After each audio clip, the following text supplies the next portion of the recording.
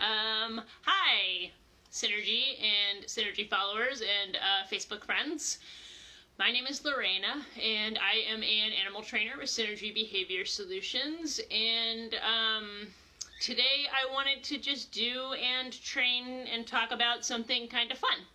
So I chose object wrapping partly because I think I'm funny and it's almost the holidays and people are wrapping gifts, and also because I've actually been doing a lot of this behavior and working on it with a lot of my clients for a variety of reasons.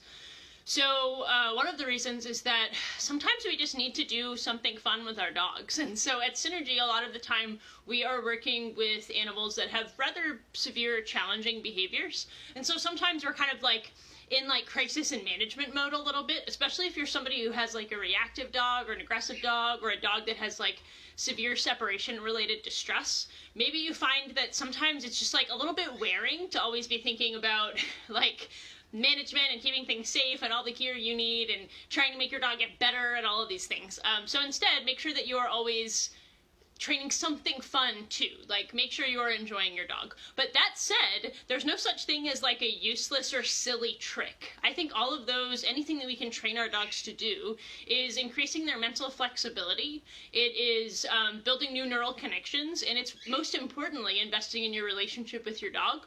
And there are also different behaviors that we can teach that actually pay into concepts that we want our like reactive or fearful dogs to have. So I like object wrapping because I dream of someday competing in agility. So it is an agility kind of like parkour type move. And it's also a really cool way to interact with the environment. So if you can generalize this behavior to send your dog around objects, then you can do that like at the park, and you can have them figure eighting through trees or going around trash cans and stop signs. I've trained my dog to like wrap around a person. So it's just a fun way to interact with the environment, and you can make it quite challenging. Like you could send your dog, to the other side of a field to wrap a pole and then charge back to you. I like it because it builds independence. You have to send your dog away and then back to you, and it builds disengagement from the environment because you're sending your dog out into the environment and then back to you. So I really like to think about the different layers of various behaviors and like cued behaviors that we can teach our dogs. So that said, Yoshi, my pit bull, was the one I was going to use to demo this, but I kind of, like, for two reasons, decided to do it with Summer. One, Yoshi was having a little bit of a rough morning, and I realized that she was a little bit more reactive to stuff outside today, so I decided to put her in her crate for some nice rest time instead of increasing her arousal by doing training. So remember that, you need to be flexible with your plans, and if your dog doesn't seem like they're ready for whatever you had planned, then do something else. Some dogs, like Yoshi, will always need structured rest time. Other dogs, like Summer, are like pretty chill to take their own rest. It just depends on their level of self-regulation, etc. So it is more fair to do it with Summer, and I've actually never done any object wrapping with Summer. So this will be a nice way for you to see how I might shape a new dog to do this behavior who isn't super operant and also doesn't have a whole lot of shaping skill. So I don't actually do a lot of shaping with object wrapping. I like to just get the behavior and get a bunch of reps quickly. So I'm going to show you what to do. I'm just working with the rest of Summer's breakfast here. I only fed my dogs half of their breakfast in a slow feeder bowl with their supplements so that we could do a little bit of training today. And when you start with object wrapping, I suggest picking an object that is just randomly in your house. Yoshi first learned how to object wrap with a trash can, and we did actually shape that behavior because she loves shaping. For Summer, I will be using more luring because he gets frustrated with shaping pretty quickly. So in this case, I have chosen to use my dog's like food container just because it's something that was in the room and easily accessible. I suggest using something that isn't easy for your dogs to put their front feet on, especially if you've done lots of other types of training with your dog. Your dog might think that they're supposed to offer a behavior like 2 paws on. So if that happens, I often when I demonstrate this game in my office for clients, I often will use a space heater that's in my room. So just something small that you can reach your arms over initially, and then you can generalize to other objects down the road. I'm going to turn let's see. Where are my comments here? Nope, don't want to write a comment, just want to see the comments. Nope, you're not going to let me now? Okay, cool. Can't see any comments. Hopefully you all are there and enjoying it. If you have any questions, drop them in the comments, and I guess I'll answer them after. I don't know why the comments aren't showing up for me. Or maybe nobody has commented, in which case, great. Also, You should say hi. My Google Home is talking to me now. All right. So we're just going to start with a little bit of pretty simple play. Just luring him around. Or are you scared of the snake? Here, let's move it over here. Come here. So I just lure him this way, and then I will drop the treat. See if I can fix this so it's a little bit easier. There we go. And then I will bring with, so I have food, I have treats in both hands. So if I want him to go counterclockwise around the object, I will use my left hand and then toss a treat behind me. And then clockwise, I take my right hand and toss it behind me. And come here. Get it. It will turn it around so you're not staring at my butt. He's also worried my snake is like hanging out right in front of us. Like she's like very much wanting to have an excursion out of her cage. So she's like up against the glass, and Summer is a little bit weirded out by that. So I'm going to ask him to come the other direction, and he might be a little bit more amenable to that. So I toss the treat behind me so that I can get a little bit of speed. Come here. You're okay. And bring him around and then toss. Come here. Good boy. And you can just get this really nice, fluid behavior with your dog back and forth. Come on. And right now I'm right up against the object. I want it to be really easy, and I want to get lots of easy reps for the dog. Reward placement is important here. I place my reward behind so that if I toss it, when tossing it, I get a little bit of speed, and it gives the dog the ability to turn all the way back around and be set up for another rep. I really try to keep it pretty fluid. Don't wait for your dog to do the thing. He doesn't know the game yet. So just bring him back and forth through dozens of times. Again, this is like a 3-minute game.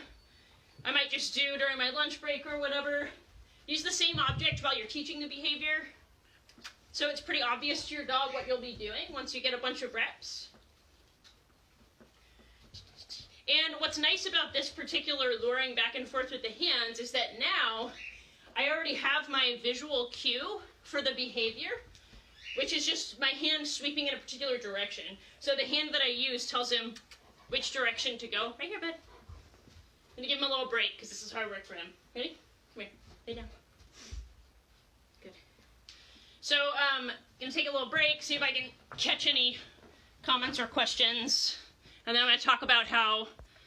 There we go. There we go. I see Diane and Jennifer. Your danger noodle is hungry. Yeah, she is actually. You're right. But that is exactly what's happening. And I actually anticipated that by putting her...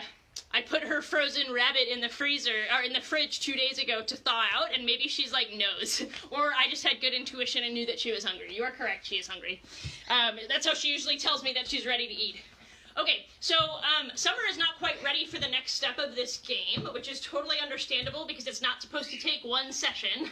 This is a brand new behavior for him. He's already breathing hard.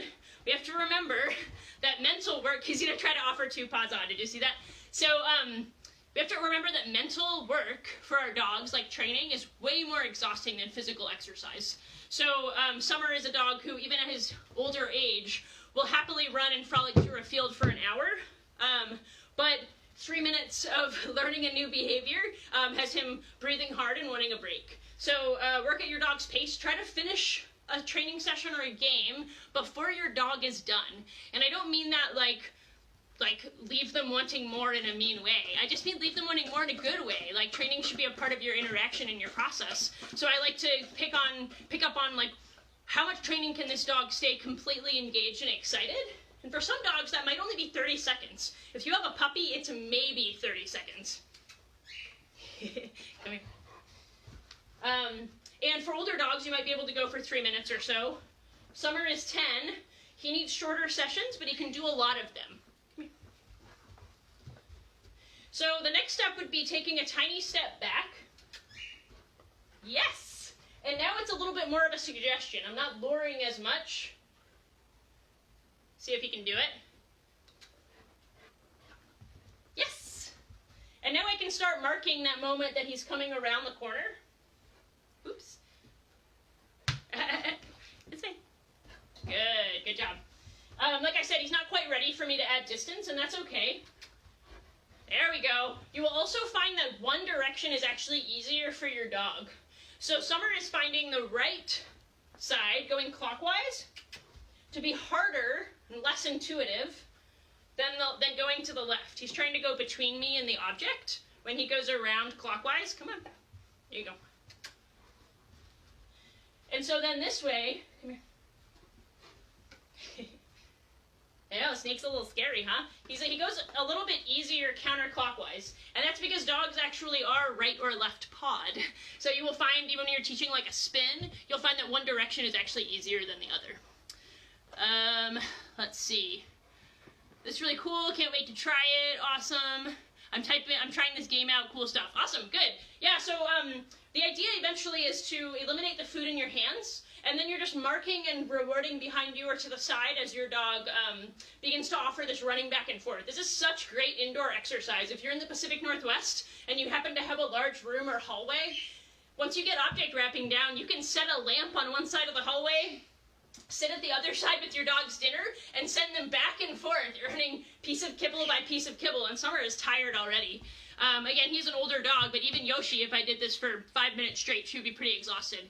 So, as you start to build distance, remember that your dog, you will know very quickly if your dog is ready for that, when you build some distance between you and the object, even just this much distance, and your dog tries to go through. If that happens, you need more repetitions like this, closer.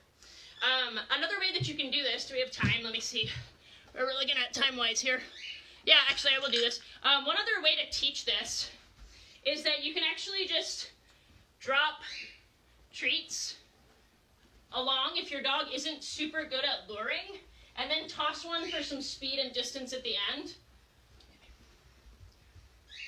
And then as your dog gets better and faster, as your dog gets better and faster at this, you'll have fewer treats. Summer is not the most accomplished lurer. Luring is not his sweet spot either. And none of his like drawbacks as a training dog are his fault at all. I didn't learn about games training until he was about 6 years old. So Yoshi has started this training from a very young age. So she's much more creative and easier to like think flexibly than other dogs, and so Summer just needs a little bit of work. He loves it anyway, and he works hard, but for him it's just not as intuitive because he was trained a little bit differently as a puppy, not as creatively. So now I'm tired and I wasn't even doing a lot. So set your timer for 3 minutes, just try it, and build lots and lots of reps in the foundation. People try so hard and want so quickly to like move forward to the sexier stuff. Stay at the boring level. Stay at the basics. Think about like 2-3 minute sessions per day for a week. And how many reps can you get right up against the object till your dog is zooming around back and forth and they clearly know that this object is part of the game. When that happens, add one step back and then get tons of reps back and forth. One other great tip, if you have a dog that loves toys, you can really jazz up the object wrapping with a toy. So showing your dog the toy, sending them around the object, and then throwing the toy in the other direction, that powers up Yoshi's wrapping. Like, she'll kind of trundle around stuff for food. She likes the game, she likes food just fine, but if I pull a toy out, she like digs. She's like the ground goes on fire as she careens around the object. So find what your dog loves and think about how you can play with pace and levels of arousal when it comes to object wrapping. I think that's it. Just something fun to do over the holidays, a fun way to work with your dog and get some mental exhaustion without necessarily having to go out in the snow, rain, cold, dark. I definitely have not walked my dogs much this week because it's been cold and wet, and we've been doing some other stuff in the house. So don't worry about, oh, I see a question from Bridget. Don't worry about not walking your dogs. Instead, do 20 minutes of games and you'll be good to go. Your dogs will be tired. Bridget says, did you say only 2 sessions a week? No. I was saying stay at the easy levels for like a week. If you did 2 3-minute sessions per day for a week, that's 14 sessions. You can do as many as you want, as long as your dog is enthusiastically engaged. The important part is that we don't get super excited about it. I actually found that object wrapping was the first thing where I saw like shaping really, the light bulb really turned on in Yoshi's head, where she was like, oh, like, this is what you want me to do? And she started to offer the behavior on her own, and it's so exciting for us as trainers to see that. It's very reinforcing, and it can be easy to accidentally overdo it. So that's all I mean. It's just, like, it's about quality over quantity, initially when it comes to at least time. Just get lots of fun reps, and keep the session short with high intensity. Keep it fun. Thanks for the clarifying question. All right, I'm going to go. It was nice to see you all, to interact a little bit. I hope you have a safe holiday season, and I will actually see you next year, I think. So have a good one.